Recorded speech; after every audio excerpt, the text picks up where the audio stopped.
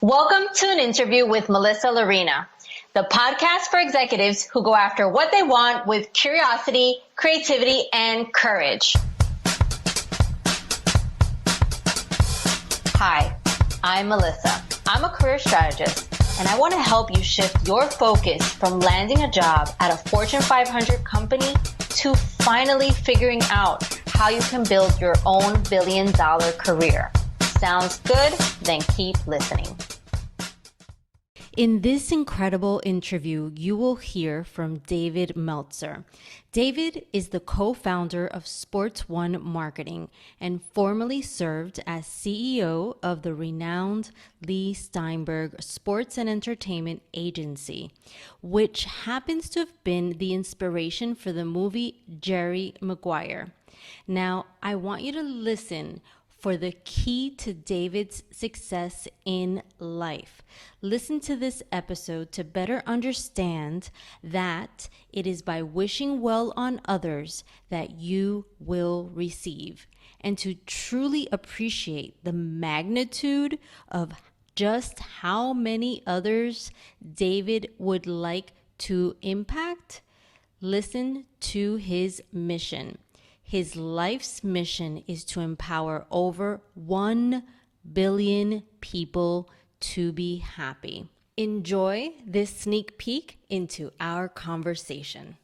What are your thoughts about choosing to take the path of least resistance when it comes to our careers, business, or life? So I think about the path of least resistance in a different way. It seems to be an anomaly to me because I think of things as a vacuum. And so I use my free will to expand, to grow, to accelerate by clearing the interference to that which I'm already connected to. So if the universe is this big and it's expanding, it's creating a vacuum, right? If it's filled with water, I expand, the water will go like this, it creates a vacuum. And so I spend my time clearing the interference between me and what I put into that vacuum, making sure that I'm not focused in on the things I don't want. I'm not focused in on the things that are missing in my life. I'm not focused in on the things that other people want from me. I'm not worried anymore in my life about those mountains in front of me that seem I have to go over or under or through or around or oversell it, back end sell it, lie to it, cheat it, manipulate it. I'm not worried anymore because I've cleared the interference, the insecurity, my spiritual insecurity that I'm walking with at all times, that which made that mountain. So why would I have any resistance created by the mountain? I don't see people around me as gatekeepers. I don't see a tree that has branches. One branch would not go to war against another branch. I see everyone as sponsors and power sponsors, closely connected here to be in a flow of supportive and abundance. So when I look for things with open minds and open arms and open hearts, I think to myself, do you know anyone that can help me? And lo and behold, I attract and receive the help that I'm looking for, the most efficient, effective, and statistically successful way of getting what I want by asking someone that already has it. And that interference and that philosophy of using free will to clear the way to what already has been granted to me is much more different than fighting my way uphill like the myth of Sisyphus, pushing a boulder every single day just to have it roll down to the bottom at the end of the day.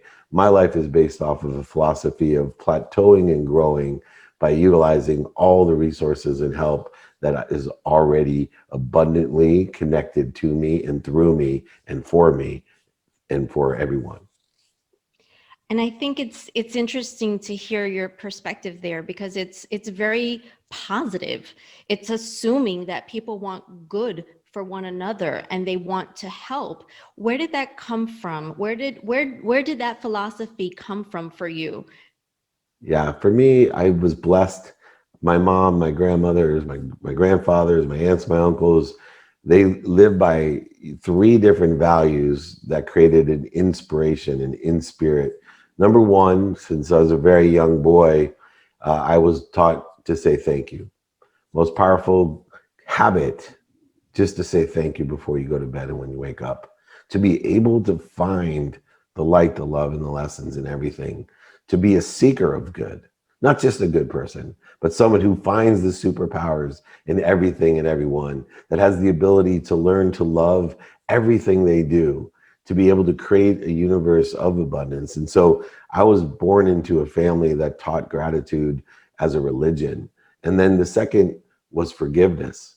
I was taught very early on to carry forgiveness in my heart, to strive to the perfection of peace and certainty. One of my uncles used to say, I said, what do you mean strive for the perfection of peace and certainty? He said, if you can attain the ability to forgive the unforgivable, you will attain peace and certainty in your life. The only certainty you can have is by forgiving the unforgivable.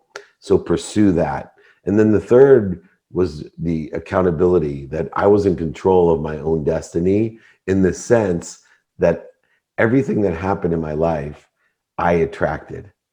So it was a convoluted control, not one that I went out and got everything, but I wasn't going to live in a world of liability where everyone has blame, shame, and justification.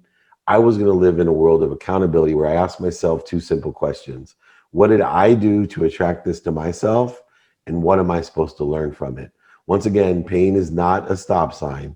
It's an indicator in my life. It's a turn signal telling me that I have a lesson to learn to get to a better place, a better situation, or help someone else do the same. And those three things, gratitude, forgiveness, and accountability, allowed me to not only stay motivated to get up, get back up, get started, get restarted when things didn't go my way, but remain in spirit, inspired, with the faith that I was always connected to everything and everyone, that I was connected to a universe of more than enough, not a universe of not enough where things happen to you like a victim, or a world of just enough where people buy things they don't need to impress people they don't like, but this wonderful light world of more than enough of everything for everyone, an abundant world where we all can live as close to the truth as possible. Join us on melissallarena.com/podcast to hear this entire interview. You never know how hearing about someone else's journey can impact your own.